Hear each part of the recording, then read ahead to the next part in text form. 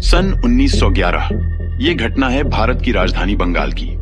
जब बंगाल विभाजन को लेकर अंग्रेजों के खिलाफ बंग भंग आंदोलन के विरोध में बंगाल के लोग उठे तो अंग्रेजों ने अपने आप को बचाने के लिए सन 1911 में राजधानी को कलकत्ता से हटाकर दिल्ली घोषित कर दिए। पूरे भारत में उस समय लोग विद्रोह से भरे हुए थे। तब अंग्रेजों ने अपने इंग्लैंड के राजा जॉर्ज पंचम को भारत आमंत्रित किया ताकि लोग शांत हो जाएं। इंग्लैंड का राजा जॉर्ज पंचम सन 1911 में भारत आया। अंग्रेजों द्वारा रविंद्रनाथ टैगोर पर दबाव बनाया गया कि तुम्हें एक गीत जॉर्ज पंचम के स्वागत में लिखना होगा। उस समय टैगोर परिवार अंग्रेजों के काफी नजदीक हुआ करता था। उनके परिवार के बहुत से लोग ईस्ट इंडिया कंपनी के लिए काम किया करते थे। उनके भाई अवनींद्र नाथ टैगोर बहुत दिनों तक ईस्ट इंडिया कंपनी के कलकत्ता डिवीजन के निदेशक रहे। उनके परिवार का बहुत सारा धन इस कंपनी में लगा हुआ था और खुद रविंद्रनाथ टैगोर की अंग्रेजों के लिए बहुत सहानुभूति थी। रविंद्रनाथ टैगोर ने मन से या बेमन से जो गीत लिखा उसके बोल हैं, जन गण मन अधिनायक जय हे, भारत भाग्य विधाता। इस गीत के सारे शब्दों में अंग्रेज राजा जॉर्ज पंचम का गुणगान है, जिसका अर्थ समझने पर पता लगेगा कि ये तो हकीकत में ही अंग्रेजों की खुशामद में लिखा गया था। इस राष्ट्रगान का अर्थ कुछ इस तरह से होता है, भारत के नागरिक, भारत की जनता अपने मन से आपको भारत का भाग्य विधाता समझती है और मानती है। हे अधिनायक, तुम ही भारत के भाग्य विधाता हो। तुम्हारी जय हो, जय हो, जय हो। तुम्हारे भारत आने से सभी राज्य पंजाब, सिंध, गुजरात, मराठा, द्रविड़ अर्थात दक्षिण भारत, उत्कल अर्थात उड़ीसा, बंगाल आदि और जितनी भी नदियां जैसे यमुना और गंगा, ये सभी हर्षित हैं, खुश हैं, प्रसन्न हैं। तुम्हारा नाम लेकर ही हम जागते हैं और तुम्हारे नाम का आशीर्वाद चाहते हैं। तुम्हारी ही हम गाथा गाते हैं। हे भारत के भाग्य विधाता, तुम्हारी जय हो, जय हो, जय हो। जॉर्ज पंचम 1911 में भारत आया और उसके स्वागत में ये गीत गाया गया। जब वो इंग्लैंड चला गया तो उसने जन गण मन का अंग्रेजी में अनुवाद करवाया, क्योंकि जब भारत में उसका इस गीत से स्वागत हुआ था तब उसके समझ में नहीं आया था कि ये गीत क्यों गाया गया और इसका अर्थ क्या है। जब उसने इस गीत का अंग्रेजी अनुवाद सुना तो वह बोला कि इतना सम्मान और इतनी खुशामद तो मेरी आज तक इंग्लैंड में भी किसी ने नहीं की। वह बहुत खुश हुआ। उसने आदेश दिया कि जिसने भी ये गीत उसके लिए लिखा है उसे इंग्लैंड बुलाया जाए। रविंद्रनाथ टैगोर इंग्लैंड गए। जॉर्ज पंचम उस समय नोबेल पुरस्कार समिति का अध्यक्ष भी था। उसने रविंद्रनाथ टैगोर को नोबेल पुरस्कार से सम्मानित करने का फैसला किया तो रविंद्रनाथ टैगोर ने इस नोबेल पुरस्कार को लेने से मना कर दिया, क्योंकि गांधी जी ने बहुत बुरी तरह से रविंद्रनाथ टैगोर को उनके इस गीत के लिए डांटा था। रविंद्रनाथ टैगोर ने कहा कि आप मुझे नोबेल पुरस्कार देना ही चाहते हैं तो मैंने गीतांजलि नामक रचना लिखी है, उस पर मुझे दे दें, लेकिन इस गीत के नाम पर ना दें और यही प्रचारित किया जाए कि मुझे जो नोबेल पुरस्कार दिया गया है वो गीतांजलि नामक रचना के ऊपर दिया गया है। जॉर्ज पंचम मान गया और रविंद्रनाथ टैगोर को सन 1913 में गीतांजलि नामक रचना के ऊपर नोबेल पुरस्कार दे दिया गया। रविंद्रनाथ टैगोर की ये सहानुभूति खत्म हुई सन 1919 में, जब जलियांवाला कांड हुआ और गांधी जी ने उनको पत्र लिखा और कहा कि अभी भी तुम्हारी आंखों से अंग्रेजियत का पर्दा नहीं उतरा। काफी डांट फटकार सुनने के बाद रविंद्रनाथ टैगोर की नींद खुली और फिर इस कांड का रविंद्रनाथ टैगोर ने विरोध किया और नोबेल पुरस्कार अंग्रेजी हुकूमत को वापस लौटा दिया। सन 1919 से पहले जितना कुछ भी रविंद्रनाथ टैगोर ने लिखा था वो अंग्रेजी सरकार के पक्ष में था और सन 1919 के बाद उनके लेख कुछ अंग्रेजों के खिलाफ होने लगे थे। रविंद्रनाथ टैगोर के बहनोई सुरेंद्रनाथ बनर्जी लंदन में रहते थे और ICS ऑफिसर थे। अपने बहनोई को उन्होंने एक पत्र लिखा था। इसमें उन्होंने लिखा था कि ये गीत जनगण मन अंग्रेजों के द्वारा मुझ पर दबाव डलवाकर लिखवाया गया है। इसके शब्दों का अर्थ अच्छा नहीं है।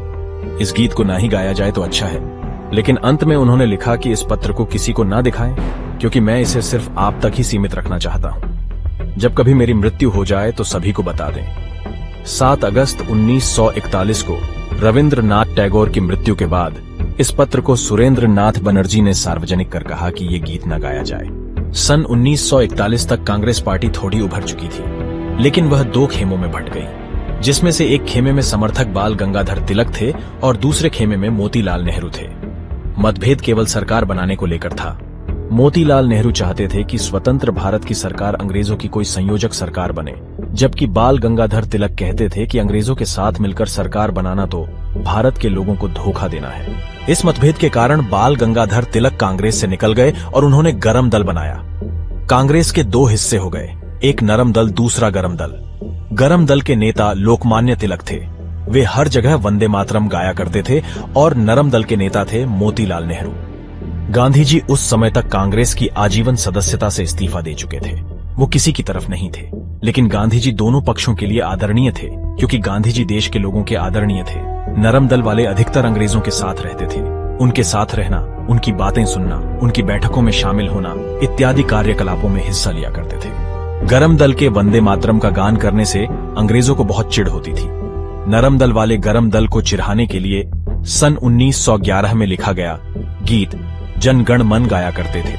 अंग्रेजों के कहने पर नरम दल वालों ने उस समय एक हवा उड़ा दी कि मुसलमानों को वंदे मातरम नहीं गाना चाहिए, क्योंकि इसमें बुत परस्ती का जिक्र है और मुसलमान मूर्ति पूजा के कट्टर विरोधी होते हैं। उस समय मुस्लिम लीग भी बन चुकी थी, जिसके प्रमुख मोहम्मद अली जिन्ना थे।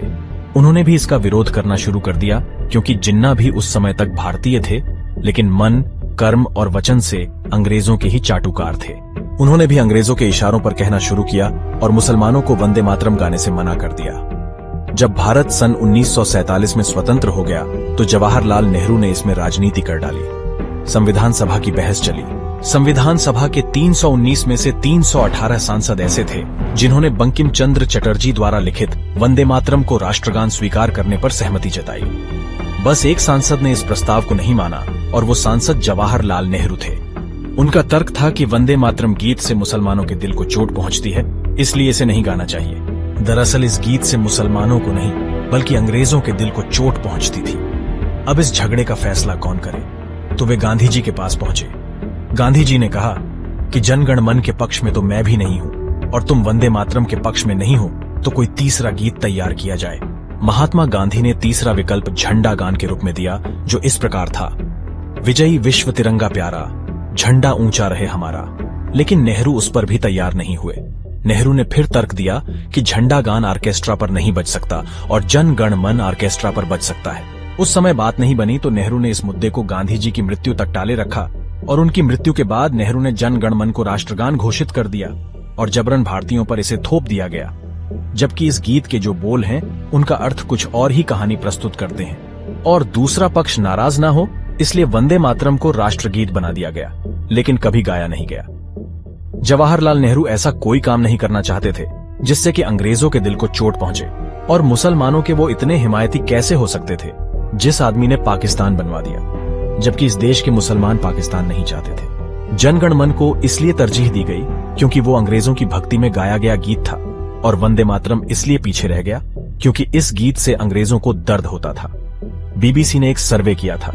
उसमें पूरे संसार में जितने भी भारतीय लोग रहते थे उनसे पूछा गया कि आपको दोनों में से कौन सा गीत ज्यादा पसंद है, तो 99% लोगों ने कहा वंदे मातरम। बीबीसी के इस सर्वे से एक बात और साफ हुई कि दुनिया के सबसे लोकप्रिय गीतों में दूसरे नंबर पर वंदे मातरम है। कई देश हैं जिनके लोगों को इसके बोल समझ में नहीं आते, लेकिन वो कहते हैं कि इस गीत की जो लय है उससे दिल में एक जज्बा पैदा होता है। तो ये इतिहास है वंदे मातरम और जनगण मन का। अब ये आपको तय करना है कि आपको क्या गाना है।